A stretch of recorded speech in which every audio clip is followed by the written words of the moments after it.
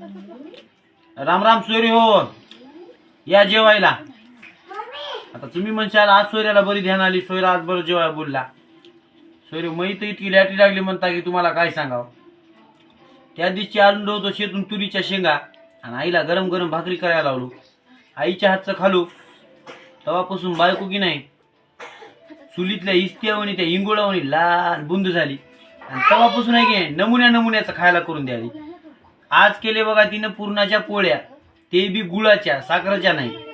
मग काय सोयरो लॅटरीच. कोण्या दिवशी गुळाच्या पोळ्याच कराले, कोण्या दिवशी दुधाची बासुंदीच कराले, कोण्या दिवशी पुऱ्याच कराले. मला म्हणली तुम्हाला तुमच्या आईच्या हातचं बरं आवडते म्हणाले, माझ्या हातचं आवडणार म्हणाले.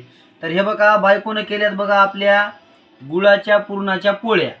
बघल्या काय गुळाची पुरणाची पोळी थोडी लाल दिसत असेल म्हणून तुम्ही म्हणत असाल, म्हणून तुम्हाला सांगालो गुळाची पुरणाची पोळी नंबर 1. घरचं हे दूध. आता तुम्ही म्हणजे एवढं दूध, आता हे एवढं दूध जेवढं लागलं तेवढं खातो, बाकीचं पिऊन टाकतो. काही म्हणा मात्र माईच्या नो अशी मजा यायला म्हणता की नाही खायला. एकच दिवस आईच्या हातच्या भाकरी खालो, तेव्हापासून बायको आहे की नाही अशी लाल बुंद झाली. तेव्हापासून नमुन्या नमुन्याचं करून द्यायला. माझ्या हातचं खाऊ वाटणार, तुमच्या आईच्याच हातचं बरं आवडते म्हणाले. आता तिला काय सांगा होय सोयरी हो. त्याच्यामुळं म्हणालो नंबर 1 झाला स्वयंपाक. मग आईच्या हातची जेवढी चव आहे तेवढी बायकोच्या हाताला नाही. आणि मधून बोंबलायची होय. भेटतो पुढच्या व्हिडिओ मध्ये. राम राम.